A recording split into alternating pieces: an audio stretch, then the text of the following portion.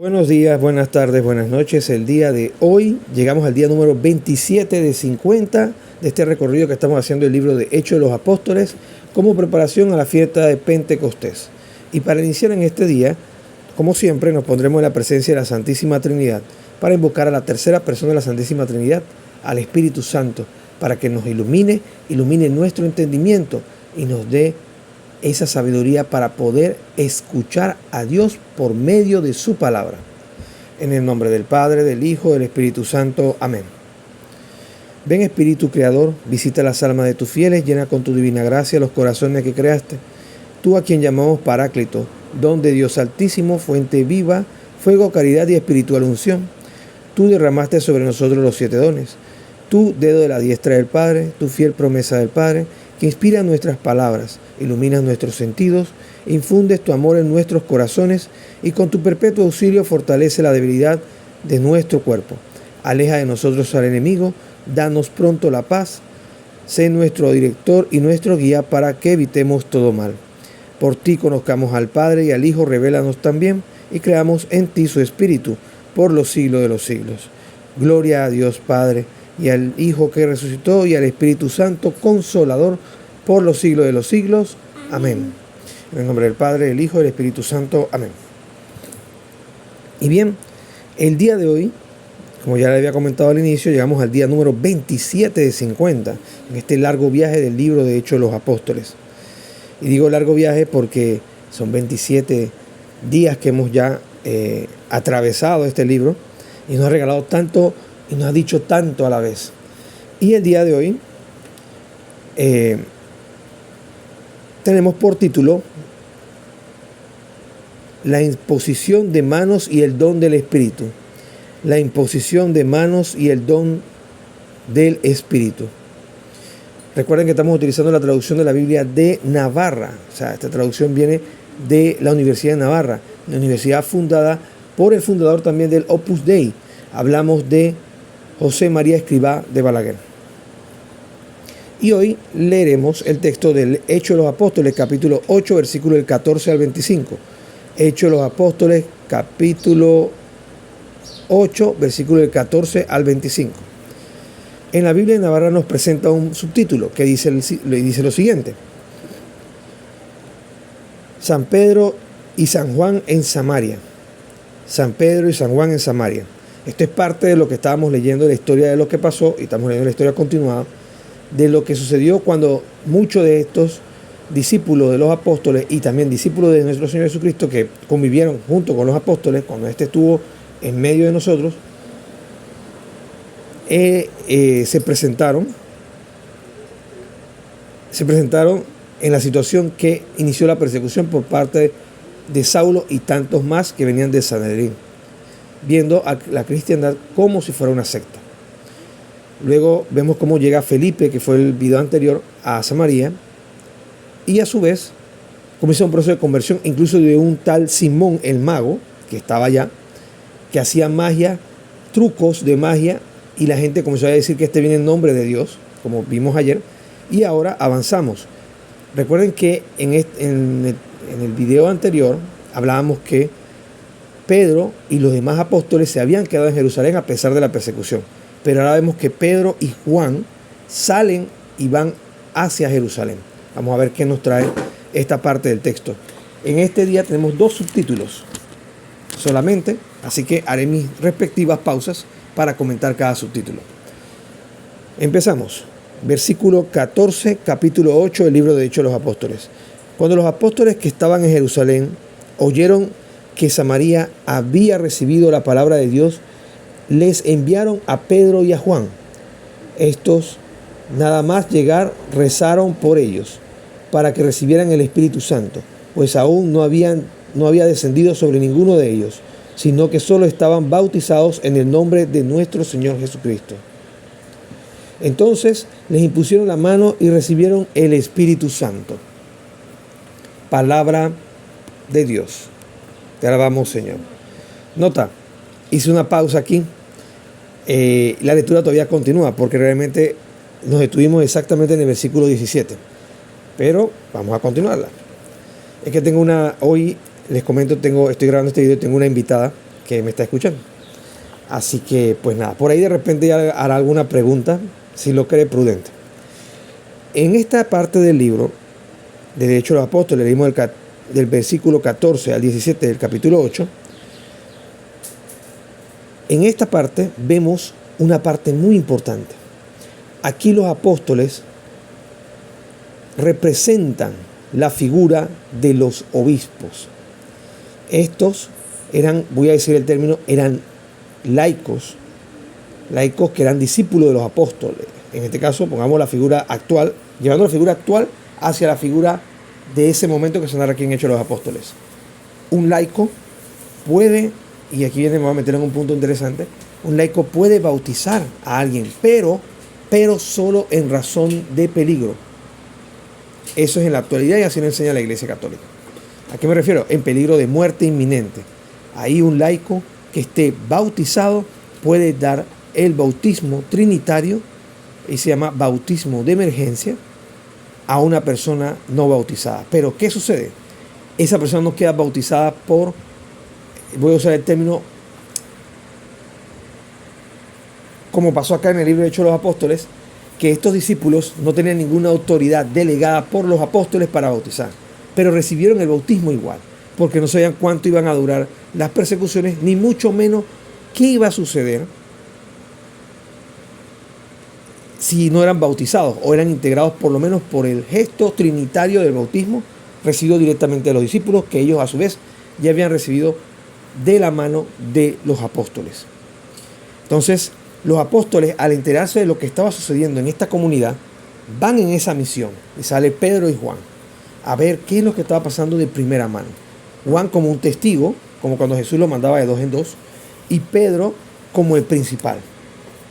Llegan a esta comunidad, se asombran de lo que había ocurrido y ven que habían recibido un bautismo. Era un bautismo válido, pero en ellos no había descendido el Espíritu Santo porque a estas personas no se le había dado la autoridad de bautizar en nombre de Cristo. Ojo, aquí viene la parte. ¿Y cuál era el nombre de Cristo? El bautismo trinitario, en el nombre del Padre, del Hijo y el Espíritu Santo. No veamos las lecturas aisladas, sino veamos en mancomunado. Ya esto lo hablamos en un video anteriormente, aquí mismo dentro del libro de Hechos de los Apóstoles que vamos narrando, donde se bautizaban las personas en el nombre de Jesús. Y en el nombre de Jesús no era que se bautizaban, te bautizan en el nombre de Jesús, ya, no, sino que se bautizaban en el nombre de Jesús tal cual Él lo había enseñado, como lo había mandado, en la fórmula trinitaria, en el nombre del Padre, del Hijo y del Espíritu Santo.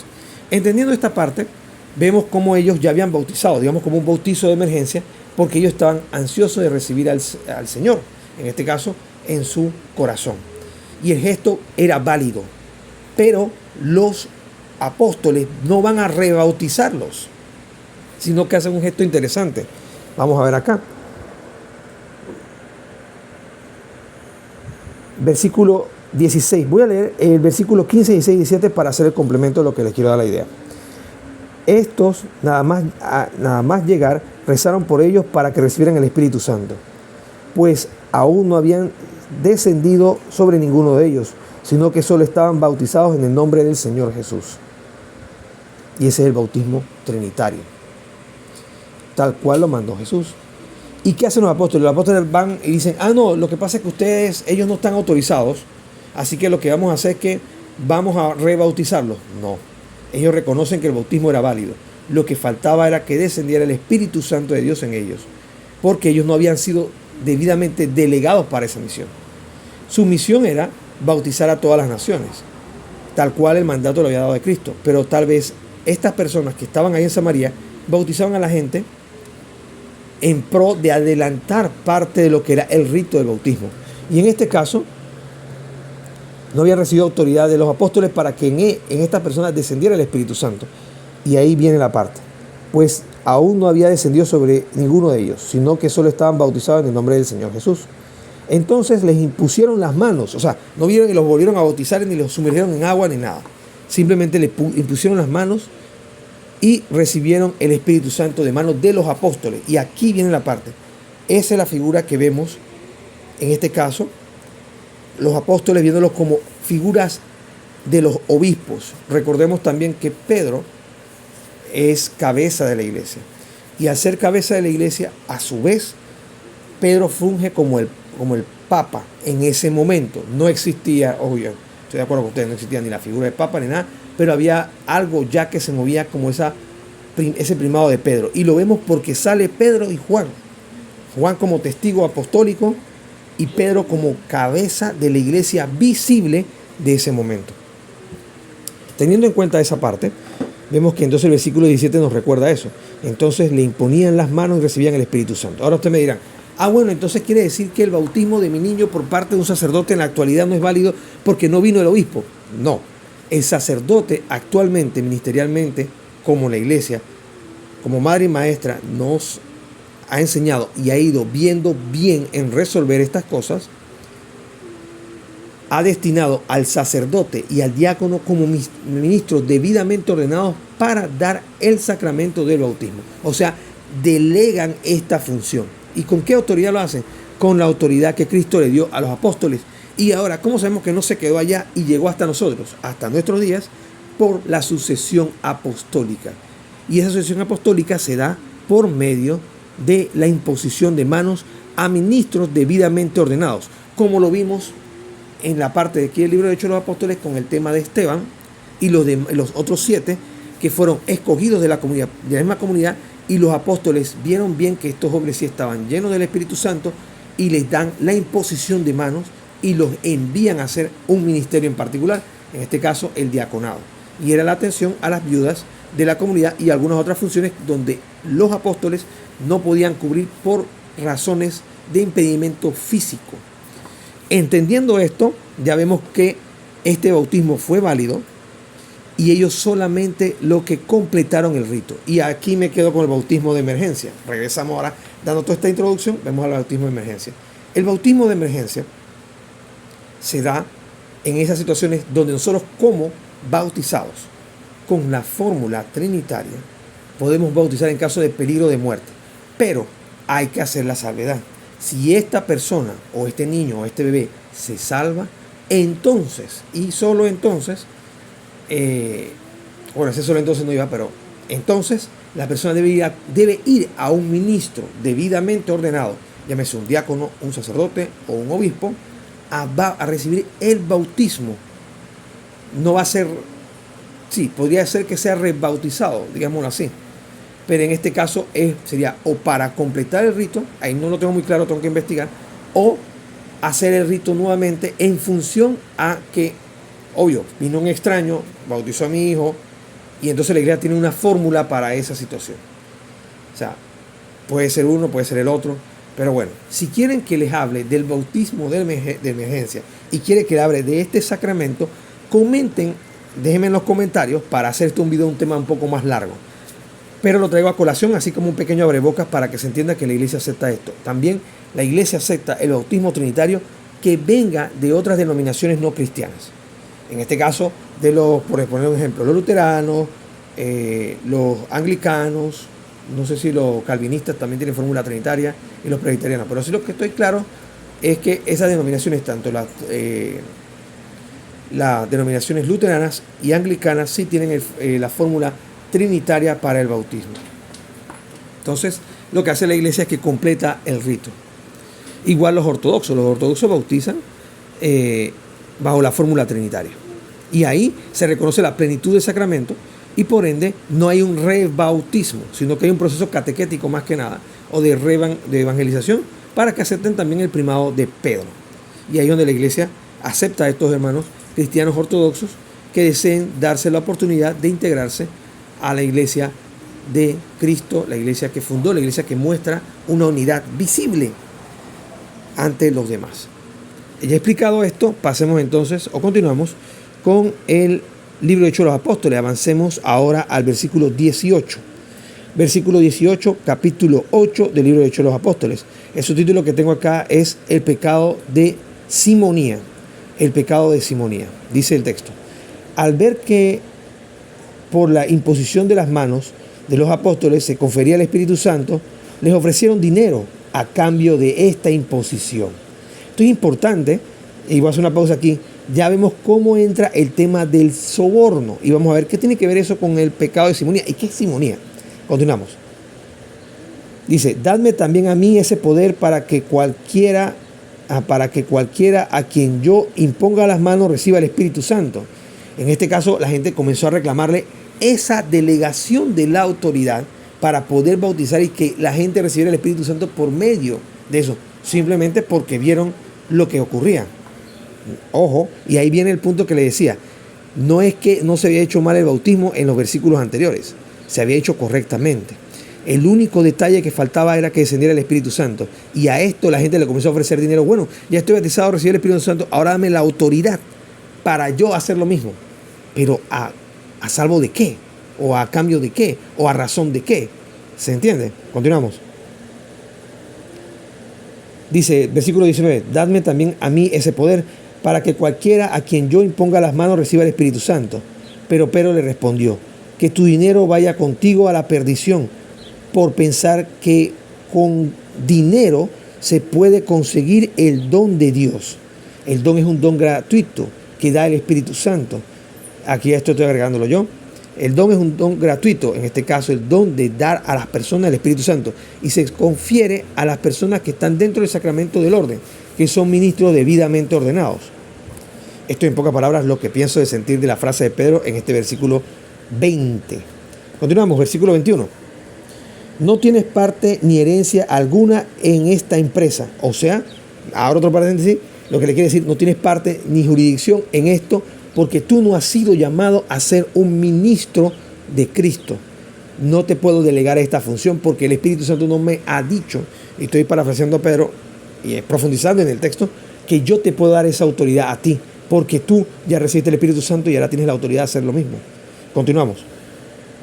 Porque tu corazón, dice Pedro, agrega acá en el versículo 21, porque tu corazón no es recto ante Dios, porque Él piensa que es una libre transacción de dinero. Yo te doy un dinero, tú me das ese poder y yo hago con ese poder lo que yo quiera.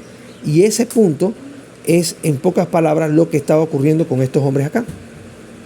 Ellos pensaban que era una cosa transaccional, que recibían un poder y podían utilizar de ese poder como ellos quisieran, a su discreción. Y nada más alejado de lo que enseña el Evangelio. Dios no es un Dios que yo le digo y Él hace. No es un mago, no es un genio. No es alguien que yo tengo un poder y yo someto a mi voluntad ese poder. Por eso le habla tan fuerte Pedro en este texto. Continuamos, versículo 22. Por tanto, arrepiéntete. O sea, todavía le invita. Ya caíste en un pecado. Arrepiéntete, dice Pedro acá, de esta inequidad tuya y suplica al Señor para ver si te perdona este pensamiento de tu corazón. Suplícale al Señor a ver si te perdona. Y esto se lo indica Pedro. Suplícale al Señor si te perdona. Pues veo que estás lleno de maldad y atado por cadenas de inequidad. Esto le dice Pedro a esta persona que se acerca a pedirle, te doy dinero a cambio que tú me dejes ese poder. Y él vio la soberbia, vio la vanidad, vio el deseo de poder, el deseo de controlar. Y todo esto sale de un corazón lleno de soberbia, o sea, con una amplitud de esta concupiscencia de la soberbia que lo movía a pedir esto, a reclamar este poder para él y para su uso indiscriminado. Respondió Simón. En este caso hablamos de que este Simón, y aquí hay algo interesante, si vemos la lectura continuada, aquí dice, al ver Simón que por la imposición de las manos de los apóstoles se confería el Espíritu Santo, les ofreció dinero. Hablamos, ¿de qué Simón hablamos aquí? Hablamos de Simón el mago, que leímos en versículos anteriores. Van hilando la historia. Y aquí este Simón es el que le dice, te doy dinero a cambio que me dejes ese poder, porque recordemos que él era un mago, y de por sí seguía a Felipe, que era el que había ido a predicar allá, y lo había bautizado. Y él vio que los apóstoles tenían este poder y él decía, estos son más que Felipe, voy a ir donde ellos para que me den este poder que ellos tienen para yo hacer esto. Pero los apóstoles, guiados por el Espíritu Santo, vieron en él su verdadera intención. ¿Y esa intención cuál era? Era la intención de utilizar esto para sus fines propios, no para el fin de llevar a todas las naciones la buena nueva del Evangelio. Y en medio de esto le dicen, arrepiéntete, o sea, a ver si Jesús te perdona de este pecado que has cometido. de solicitarnos a nosotros que a cambio de dinero te demos el poder de poder bautizar y hacer bajar el Espíritu Santo cualquiera que tú quieras. Dice acá, respondió Simón. Ahora hablamos, en este caso de Simón, ya después que Pedro le dijo todo lo que le tenía que decir. Dice, rogad vosotros por mí al Señor, en este caso los apóstoles, para que no sobrevenga nada de lo que habéis dicho. Y aquí viene una de las primeras documentaciones en el libro del Hecho de los Apóstoles de una oración de intercesión. ¿Se entiende? Aquí ya vemos cómo alguien pide intercesión a alguien ante Dios. Y aquí viene una parte interesante. Si ellos, siendo apóstoles y todavía caminando, peregrinando junto con nosotros en este mundo, este hombre se acerca y le pide intercesión, ahora imagínense a las personas que están en el cielo, nosotros sepamos y la iglesia nos señale, este fulano, este mengano, por el poder que Cristo nos ha dado, podemos identificar que ellos están en la presencia de Dios y son santos, porque nada que no sea santo entra a los cielos. Pedirle a ellos también su oración para la intercesión por nuestros pecados, por alguna necesidad, por alguna situación. Ahora llevemos eso a esta realidad de este texto. Pedro y Juan no estaban en el cielo, pero eran enviados del propio Cristo y tenían esta autoridad que Simón, el mago, reconocía en ellos. Y al reconocer esa autoridad en ellos, pedían esa intercesión. Dado que Pedro ya le dio todo este discurso que arrepiente de tu pecado porque se ve la maldad en tu corazón y que esto no viene de ti, etcétera, etcétera, etcétera. No viene de ti en el sentido de, no viene de ti de lo que te hemos enseñado, de lo que has aprendido de Felipe, de boca de Felipe. Entonces, ahí viene, en este caso, se me acaba de escapar el nombre, viene Simón el mago. Hago énfasis en Simón el mago para no confundirnos con Simón Pedro, ¿ok? Simón el mago, y le dice, rogad vosotros por mí al Señor, para que no me sobrevenga nada de lo que habéis dicho. Esto lo dice en el versículo 24. En el versículo 25, ya para finalizar el día de hoy, dice lo siguiente. En cuanto dieron testimonio y predicaron la palabra de Dios, dice acá, emprendieron regreso a Jerusalén y evangelizaban muchos lugares de samaritanos. Palabra de Dios. Te alabamos, Señor. Y aquí vemos cómo hay esa oración y queda aquí abierto el tema del perdón de Simón el mago.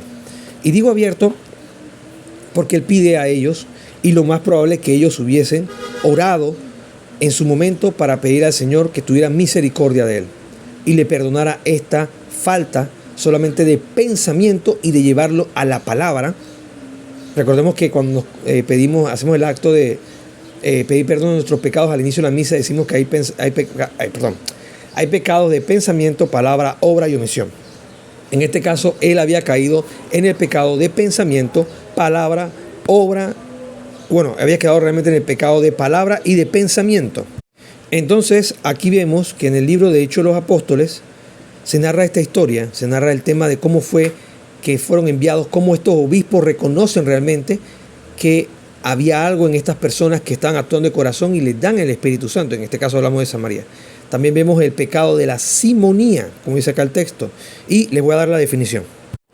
La definición de simonía que encontré dice lo siguiente: el pecado de simonía es la compra o venta de realidades espirituales como si fueran bienes materiales.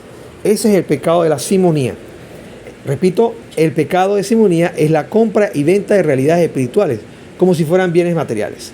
Y aquí comento, no con ánimos de pelea ni nada por el estilo, y hago el hincapié de estas personas que te dicen que te venden parcelas en el cielo, te venden lotes en el cielo, te venden casas en el cielo. Ellos, de una forma u otra, caen en el pecado de simonía. Entonces, esa es la realidad que aparece aquí en el texto del libro de Hechos de los Apóstoles el día de hoy, que este hombre, Simón el mago, viendo lo que ocurría con estos hombres al recibir el Espíritu Santo, él decía, bueno, yo quiero no tener solo el Espíritu Santo, sino que quiero tener ese poder de dárselo a que yo quiera. Y te doy a cambio de eso dinero para que me des eso. No, esto no funciona así. Las realidades de Dios no funcionan en el hecho de cuando yo quiero, sino que Él es libre de actuar en nosotros si nosotros tenemos la disposición de apertura. Y esa disposición de apertura hace que entre más amplio estemos a recibir al Señor y a dejarlo actuar en nuestro ser, más nos vamos santificando y vamos muriendo ese hombre viejo y naciendo al hombre nuevo. Bien, pasemos entonces a la reflexión de este día. Dice: el Espíritu Santo es comunicado en la iglesia por mediación apostólica. El Espíritu Santo es comunicado en la iglesia por mediación apostólica. Y esta mediación apostólica, ya que los apóstoles están en presencia de Dios, vemos entonces su intercesión como otros santos más, que por medio de su mediación y otorgando esa autoridad a los obispos, y los obispos a su vez a los presbíteros y a los diáconos, pueden realizar como ministros del orden el sacramento del bautismo, pero por un poder delegado en ellos. Y eso se basa en la autoridad apostólica y a su vez en la autoridad de la Iglesia universal, o sea, en la Iglesia católica, que el Espíritu Santo actúa y comunica sus dones, las virtudes teologales y las virtudes cardinales, a los fieles que reciben el bautismo por ministros debidamente ordenados. Vuelvo y les traigo acá el punto. Si quieren que hablemos un poco más sobre el bautismo de emergencia, me dejan aquí en la caja de los comentarios, por favor, háblanos del bautismo de emergencia, y en un momento pondré eso en mi lista voy a usar un término en inglés, de to do, o sea, en mi lista de tareas para los videos pendientes que iré resolviendo después que terminemos este tema tan interesante que nos ha traído el libro de Hechos de los Apóstoles. Bien, pasemos entonces a lo que dice la Sagrada Tradición. En este caso vamos a citar a San Cipriano de Cartago, siglo III. Hablamos del año 200 después de Cristo, aproximadamente. En su epístola número 73, en su epístola capítulo 73, versículo 9, dice lo siguiente. Está hablando del año 200. Los bautizados reciben el Espíritu por la oración y la imposición de las manos del obispo. Los bautizados reciben el Espíritu por la oración y la imposición de los obispos. Y aquí nos queda una clara señal de que en ese momento eran los obispos como sucesores de los apóstoles, que eran los que podían bautizar. Luego la Iglesia, como madre y maestra, ve la necesidad de delegar esto en los presbíteros y en los diáconos, este ministerio del bautismo, el sacramento del bautismo, como ese sacramento, el primer sacramento de iniciación en la vida cristiana, que recibe toda persona que así bien acepte que la Iglesia Católica no es el fin, sino un medio donde está la plenitud de la verdad, o sea, habita Cristo y se transmite Cristo y su Espíritu Santo y lo que Él dejó en el depósito de la fe sin mezcla de error. Entonces, entendiendo esta parte, vemos que San Cipriano de Cartago comenta que los bautizados reciben el Espíritu Santo por la oración y la imposición de las manos de los obispos. Pasemos a lo que dice el Catecismo de la Iglesia Católica el día de hoy. El último día iba a decir yo, todavía falta bastante, ¿eh?